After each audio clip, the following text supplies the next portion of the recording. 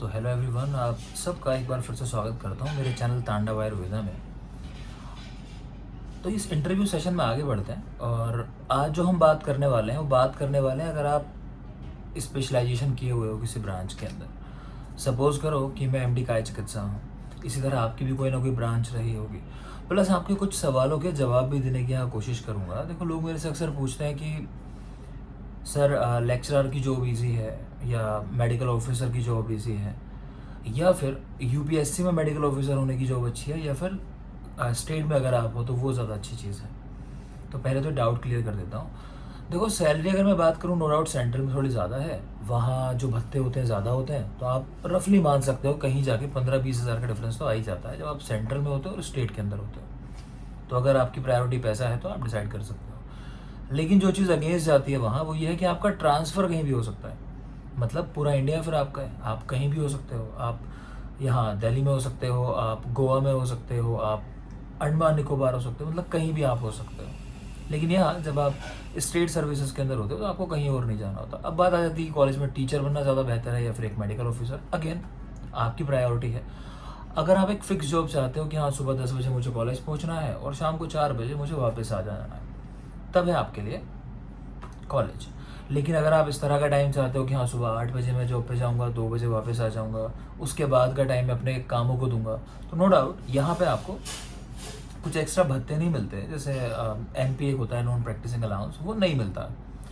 वो इसीलिए नहीं मिलता कि आपके हाथ खुले हुए हैं, आप जो चाहो वो कर सकते हो। अब इसमें कोई शक नहीं है कि बीच बीच में बहुत सारी गवर्नमेंट जॉब्स में ड्यूटीज़ ऐसी आती रहती हैं कि कई बार आप चाह के भी अपने काम नहीं कर पाते हो जो आप सोच कर बैठे थे कि शायद आप करोगे। तो वो चलता है, वो कभी कभी की बात है, रोज़ की बात नहीं है। और लास्टली मैं कहूँगा कि इन सब के बाद एक चीज़ आती है कि अपनी प्रैक्टिस करना बेहतर ऑप्शन है। तो सबसे बेस्ट ऑप्शन है अपनी प्रैक्टिस। लेकिन आप एकदम से उसकी तरफ नहीं जा सकते। आप थोड़ा सा कहीं ना कहीं चाहते हो अपनी फैमिली को, है ना, अपने माता पिता को और खुद को भी, कि थोड़ा सेफ साइड में रखते हैं, उसके बाद बाकी चीज़ें करते हैं। अगर बेहतर होता है तो कंटिन्यू करते हैं, अगर बेहतर नहीं होता तब सोचेंगे क्या करना चाहिए। एक सेफ हैंड तो है एटलीस्ट अपना। खैर, अब सबका परसेप्शन इसमें अलग हो सकता है, लेकिन ये मेरी एक राय थी, आपको बताना था मुझे कि क्या ऑप्शन बेहतर है। तो बहुत सारे लोग नोइंगली दूसरे फील्ड में नहीं जाते। जैसे आप देखते हो कि बहुत सारे लोग हैं, उनका इंटरेस्ट नहीं होता टीचर बनने में, बहुत से लोगों का इंटरेस्ट ही नहीं है मेडिकल ऑफिसर बनने में। तो डिपेंड करता है। खैर, अब बात कर लेते हैं इस इंटरव्यू की जो हमने अभी रिसेंटली लिया। जो हमारा स्टूडेंट था वो द्रव्य गुण डिपार्टमेंट से एमडी कर रहा है।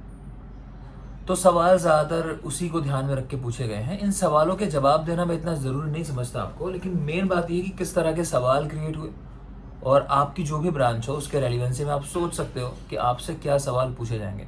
एक आसान तरीका बताता हूँ। अगर आप कहीं एमडी कर रहे हो या फिर आप किसी कॉलेज में पढ़ा रहे हो, असिस्टेंट प्रोफेसर हो, तो फिर आप मालूम कर सकते हो अपने सीनियर से कि वो आपसे कुछ 10 या 20 सवाल पूछ ले जो उस फील्ड के या आपकी रिसर्च से रिलेटेड हैं, कि उसके मन में क्या बातें आती हैं। अगर आप ऐसा नहीं कर सकते हो किसी भी कारण से, तो आप मुझे लिख के बता सकते हो कि सर मेरा ये टॉपिक है, मैंने यहाँ एमडी किया है और ये मेरा सब्जेक्ट था, तो क्या क्वेश्चन बन सकते हैं।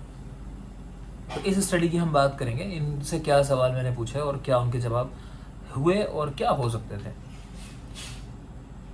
तो जैसे एमडी का मैंने टॉपिक पूछा तो इनका टॉपिक था कि कुछ द्रव्यों की मिलावट कर दी जाती है। मैं एग्जैक्ट नहीं जाऊँगा चीज़ों के ऊपर, आप अपने हिसाब से उसको रिलेट कर लेना कि क्या सवाल हो सकता है। कि बहुत सारी आयुर्वेदिक ड्रग्स हैं जिनके अंदर मिलावट कर दी जाती है, तो उनको कैसे हमें आइडेंटिफाई करना है कि हमारा सही प्रोडक्ट क्या है। तो यहाँ जो पहली चीज़ मेरे दिमाग में आई वो यही आई कि आप कैसे उसको जस्टिफाई करते हो कि ये चीज़ मिलावट हुई है इसके अंदर, आप कैसे पहचानते हो मिलावट वाली चीज़ को। तो ये आपको भी करना है। अगर आपकी ब्रांच द्रव्य गुण है तो आपको पता हो कि जो आपका रियल प्रोडक्ट है उसकी क्या पहचान है। आपसे उम्मीद की जाती है कि आपको पता होना चाहिए। और जो मिलावट हो रही है तो उसकी क्या पहचान है। ठीक है, बहुत सारे पर्याय हैं द्रव्य गुण में, स्पेसिफिक वो कैरेक्टर के नाम पर रख दिए गए। जैसे चक्र लक्षणी का आप ये पर्याय देखते हो, ठीक है, जैसे आप पारावत पदी, इस तरह के पर्याय देखते हो। तो ये पर्याय कहाँ से आए हैं, ये द्रव्यों के अपीयरेंस से आए हैं, वो देखने में कैसे लगते हैं। खैर, अगला मेरा सवाल था इनसे कि अब तक आप स्टडी में कितना प्रोग्रेस कर चुके हो, आपके क्या फर्स्ट हैंड ऑब्जर्वेशंस हैं। तो हो सकता है देखो आपकी स्टडी कंप्लीट ना हुई हो, लेकिन इसके बाद भी अगर आप कोई काम कर रहे हो तो आपको पता होता है कि आपको अब तक क्या क्या चीज़ें मिली हैं। जैसे मेरी स्टडी थी विटिलिगो के ऊपर, थी शूटर के ऊपर, तो मुझे बहुत अर्ली स्टेज में ही पता चल गया था स्टडी शुरू करने के पहले ही अपने लिटरेचर से कि कहीं ना कहीं इस डिजीज़ का हमें जेनेटिक लिंक मिलेगा। तो ये मेरी अर्ली फाइंडिंग थी, जहाँ मुझे कुछ करने की ज़रूरत भी नहीं थी। प्रीवियस जो ऑब्जर्वेशंस थे, जो बुक्स के अंदर लिखा है, वहीं से मुझे बात पता चल गई। तो इसी तरह आपके कुछ ऑब्जर्वेशंस रहे होंगे, तो आपको बताना होगा कि क्या क्या फाइंडिंग्स आपकी अभी तक आप उसमें ढूंढ पाए हो। अगर नहीं किया तो एग्जामिनर समझ जाता है कि आपसे ज़्यादा इंटरेस्टेड हो नहीं अपनी चीज़ों में, जो भी आप कर रहे हो। इनसे मैंने मेडिकल प्रॉपर्टीज़ पूछी थी, जो जो द्रव्य इस्तेमाल हो रहे हैं। अब क्योंकि आप द्रव्य गुण में हो, सपोज करो कोई द्रव्य है जैसे यष्टि मधु, अगर वो आपकी स्टडी के अंदर है तो आपसे पूछा जाएगा कि क्या चरक ने कहीं इसका उल्लेख किया या किस महाकषाय में इसका उल्लेख किया। तो आपको ये चीज़ें पता होनी चाहिए, आप इनसे बच नहीं सकते हो। एटलीस्ट आपकी जो द्रव्य है 1 या 2, उनके बारे में आपको अच्छे से पता हो कि किस महाकषाय में आए हैं, उनकी क्या मेडिसिनल प्रॉपर्टीज़ हैं, तो वो चीज़ें आपको पता होनी चाहिए। नेक्स्ट बात करेंगे बॉटनिकल नेम आपको पता होना चाहिए इन द्रव्यों का, जाहिर सी बात है। अगला मैंने सवाल पूछा था कि गुडुचि जो होता है उसको इकट्ठा करते समय कुछ मोटाई बताई गई है कि इतनी मोटाई होनी चाहिए उसकी, तो ऐसी जो स्टैम है वो इकट्ठा करनी है गुडुचि की। तो देखो अंगुष्ठ प्रमाण में कहा गया है, ठीक है। तो अंगूठे के उधर के प्रमाण में, मतलब कि जितना अंगूठा है लगभग इतनी मोटाई का जो स्टैम है गुडुचि का वो लिया जाता है, तो आपको पता होना चाहिए। नेक्स्ट अगर बात करें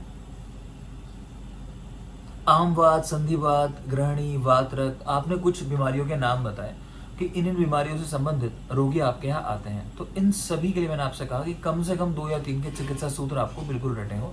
जो नहीं आते तो आपको इस पर काम करने की ज़रूरत है।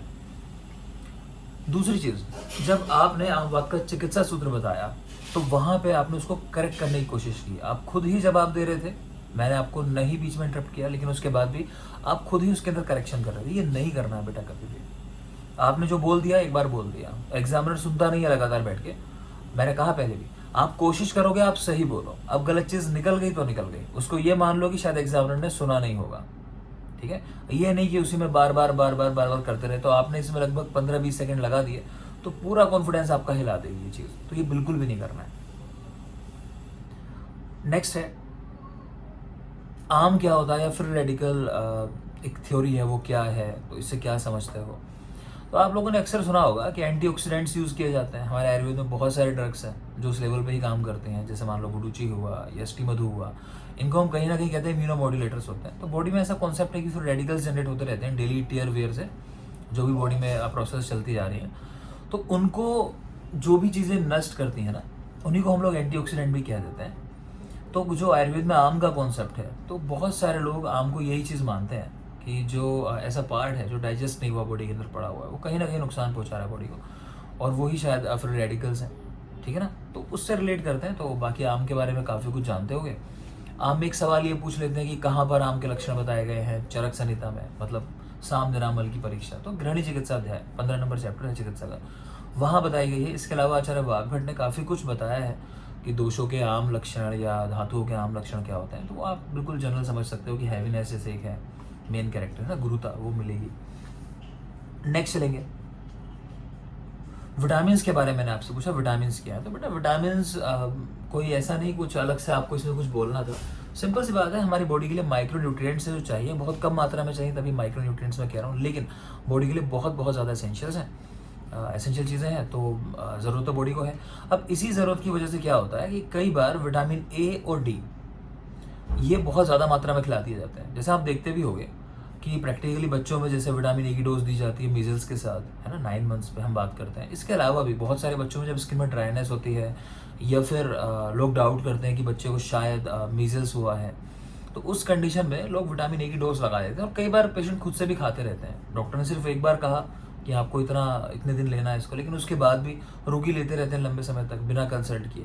सेम विटामिन डी के साथ होता है। आप अक्सर देखते होंगे कैल्शियम की ज़्यादा टैबलेट्स के साथ विटामिन डी आता ही आता है, नहीं तो डॉक्टर अलग से सैचेट दे देता है। तो उस कंडीशन में क्या होता है कि रोगी फिर सोचता है कि डॉक्टर के पास जाके पैसे कौन लगाए, तो वो अपने आप ही उसको कंटिन्यू करता रहता है। तो विटामिन ए और विटामिन डी इनकी हाइपर विटामिनोसिस हो जाती है, बहुत कॉमन है। और लोग पूछ लेते हैं किन विटामिन के साथ ये फिनोमेना जुड़ा हुआ है, हाइपर विटामिनोसिस। तो vitamin A and vitamin D.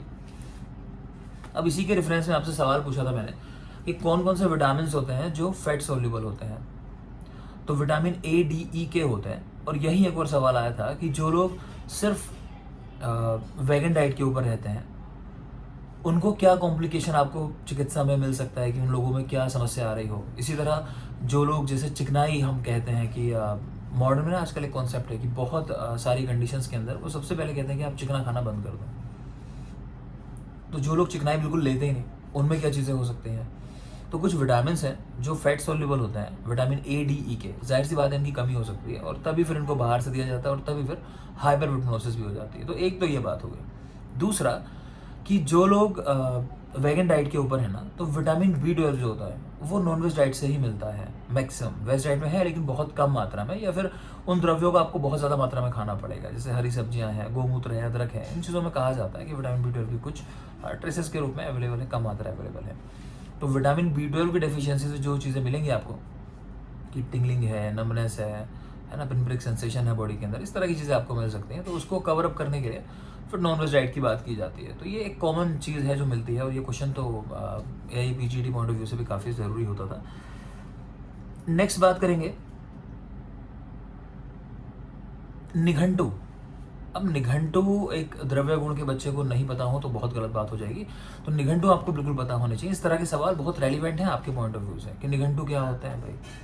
तो निघंटू उस तरह के ग्रंथ हैं हमारे जिनके अंदर आपको किसी द्रव्य के बारे में इन्फॉर्मेशन मिलती है। कुछ ऐसे हैं जिनमें सिर्फ पर्याय हैं और कुछ ऐसे हैं जिनके अंदर साथ साथ इन्फॉर्मेशन भी बाकी लिखी हुई है। जैसे भाव प्रकाश के अंदर आप देखोगे तो द्रव्यों के बारे में भी एक्सप्लेन किया हुआ है।